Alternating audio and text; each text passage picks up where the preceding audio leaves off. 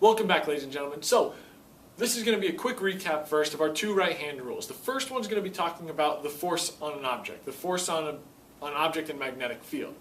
Now, if we remember, the right-hand rule using force is talking about pushing something. So that's going to be the one with the open hand, where the palm is going to be the force. All right? Now, an object in motion is going to be traveling inside of a magnetic field. So my magnetic field lines, since I have many fingers, and there are many magnetic field lines, are going to be my fingers. All right? Now, the object has to be traveling in a certain direction. And just like a hitchhiker, they're going to be pointing with their thumb. We're going to use our thumb as our velocity, or the current if it's going to be in a wire. So, we've got our three objects. One of them is our fingers, and since there are many fingers and there are many field lines, those two are the same. When I push with the palm of my hand. If I'm pushing something, I use the palm of my hands. That's going to be with the palm. The force is with the palm. Then, my thumb is going to be the velocity, or the current. Now, that's only with a positively charged particle. If I'm going to use a negatively charged particle, it's going to be the back side of the hand. The right-hand rule works with a positively charged particle. Now, one thing that I do want to mention again is that all of these right now are at perpendicular or right angles to each other. That's when I get the maximum value. So if my fingers right now are pointing in the upwards direction, my velocity has got to be perpendicular to that, which means that my velocity would have to be going out to the side. The force also has to be perpendicular with both of those. So my force is actually going to be out of the board. So, holding my hand in this orientation, I've got my fingers going up, my thumb going out, and the force going out towards you guys. Now the second right-hand rule that we have is talking about current in a wire that creates a magnetic field. And this magnetic field goes in a circle around the wire. So if you remember, I told you guys to think about it this way, where we're going to have our wire being a pencil, or something that you're going to hold. You're going to take your hand and you're going to grip it so that the thumb is pointing the same direction as your pencil, and wrap your fingers around. Now, how are your fingers oriented around your wire? And they go in a circular path. They start up top and they go around to the bottom, and then if you were to continue them, they'd go in a circle. So, that's right-hand rule number 2, where the thumb is the direction of my current in a wire, and my magnetic field that's created is actually in a circular path around it. What I'm going to do to represent it is I'm going to have the wire pointing out towards you so you can see the magnetic field lines a little bit better. Now, we're going to think of our thumb, again, as the direction of the current, which is out of the page, or out towards you guys. And my fingers, if I were to wrap around, holding my marker, or my pencil, in the direction of the current, the direction of the wire, I put my thumb down, and I wrap my fingers around, they're going to loop around counterclockwise in this rotation. Now, if I wanted to see which direction the magnetic field is acting at a certain location, we're going to do this. We're going to compare this to circular motion. Something like an object, a car, that's going in a circle. And if I wanted to say, which direction is that car moving? Well, based off of the center of my circle, I would draw a line, the radius going out. And once I had the radius, I knew that the velocity of a particle, or velocity of a car going in a circle, was always tangent to my line. Always, always, always tangent to my line. So, if I were to look at the magnetic field strength, which is very, very comparable, the magnetic field at a certain location is going to be tangent to the radius that I measure. So in this instant, if I measured perfectly horizontal out to the left, my magnetic field line would be pointing perfectly vertical to the ground. So we need to make sure that everything is perpendicular again. We've got 3 perpendiculars. I've got my current, which would be coming out of the page towards you. I'm measuring my radius horizontally out away from my wire, and then I'm going to measure my B field, which is going to be perpendicular to both of those in the downwards direction. Alright, now here's a scenario that I want to get across to you guys. What I have is I have a blue wire carrying current to the right. I also have a smaller black wire which is carrying current also to the right. Now, we don't care about anything that's acting in the downwards direction, so we're only going to worry about what's going horizontally. What I'm looking for is I'm looking to try and find out what the force on wire 2 is, on the black wire is. In order for me to do that, we need to know a few things. First one we need to know is look at what our formula is using force and current in a wire, where we get the force is equal to the current multiplied by the length, cross product of the magnetic field. Now, the length of the wire we can figure out. The length of the wire would be given to us, and this is the length of the black wire. So I'm going to underline it in black.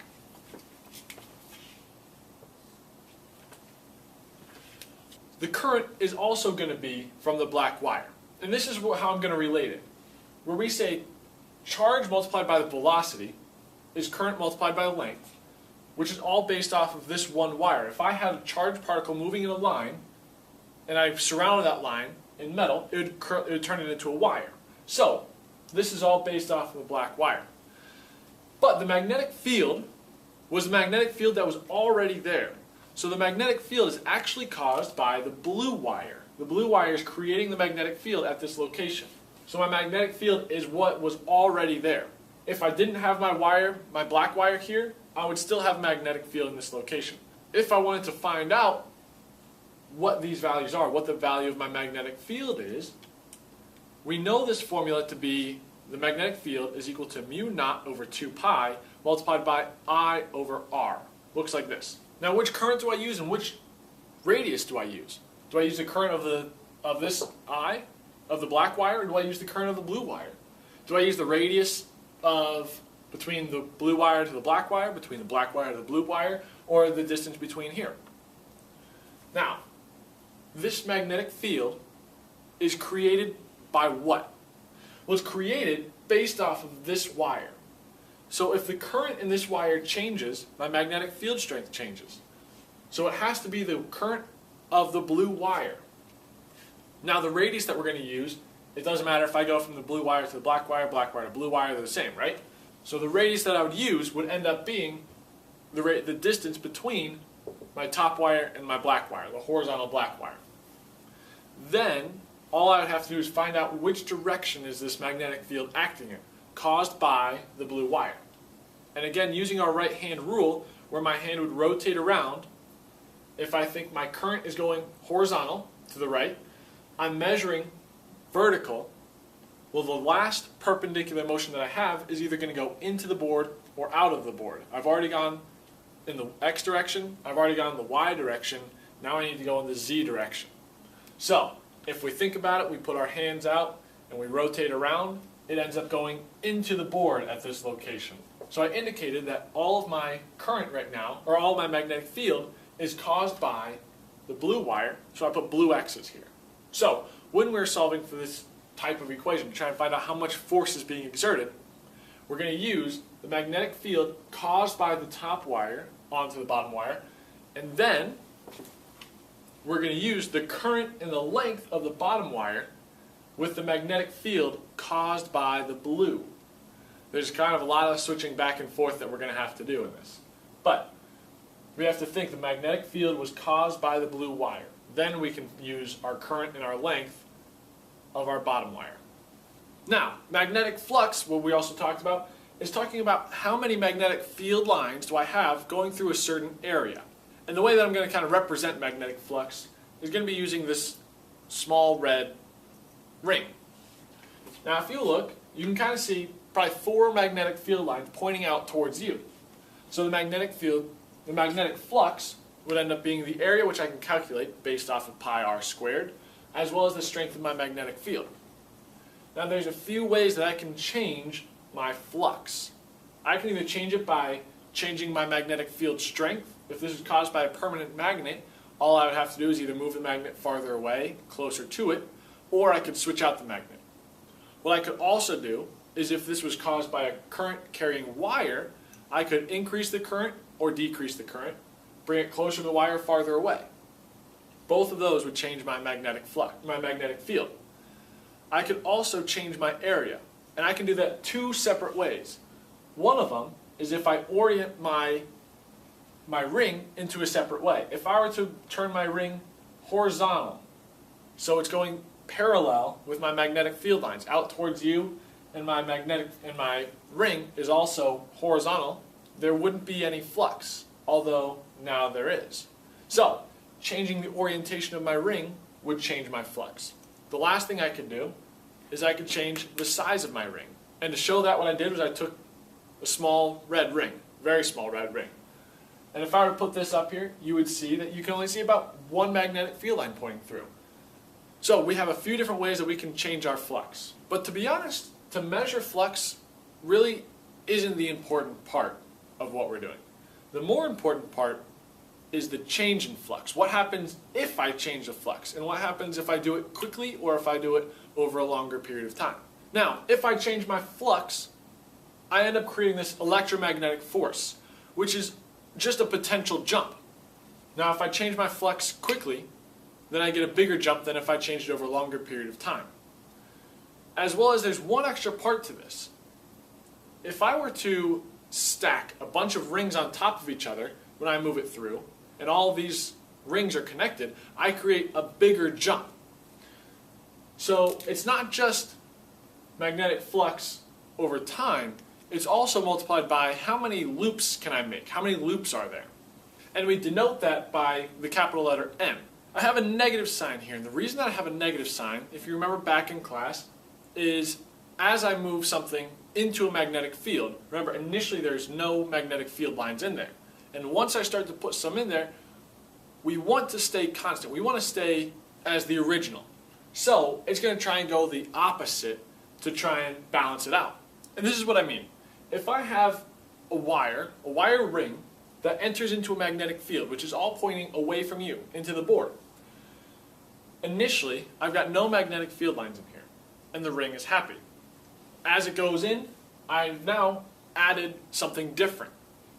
I've added 2 magnetic field lines pointing into the board. Well, my ring doesn't like that. So what it's going to try and do is it's going to try and counteract it. As it counteracts it, what it does is it's going to create the opposite. So it's going to create magnetic field lines pointing out of the board. Now, I've got 2 magnetic field lines pointing out of the board. This is just a representation to show which direction the current would flow. And if you remember back in class how I told us to try and remember this, would be, let's think of putting our hand in the ring in the direction, with our fingers pointing in the direction of our magnetic field caused by this wire. So, my magnetic field lines caused by the wire are pointing out towards you. And then, I said, with your palm, where is the closest wire that you could grab? And right now it's to your right. So, if my magnetic field lines point back out caused by the wire, and I grab the wire that's closest to me, it's going to be on the right-hand side. And again, if I use my thumb as the direction of the current, it's going to show that it's going in the counterclockwise direction around the ring. So this induced current would end up going counterclockwise to counteract my magnetic field lines that were there. And now the last part that I want to talk about is just to show my value of N. If instead of me just having one ring, if I took a wire, I made a bunch of loops, kind of like a solenoid, and I moved it into here. Well, those magnetic field lines, since it's going through a lot more loops, would create a bigger jump, or a bigger jump in my EMF. So I'd get a larger current.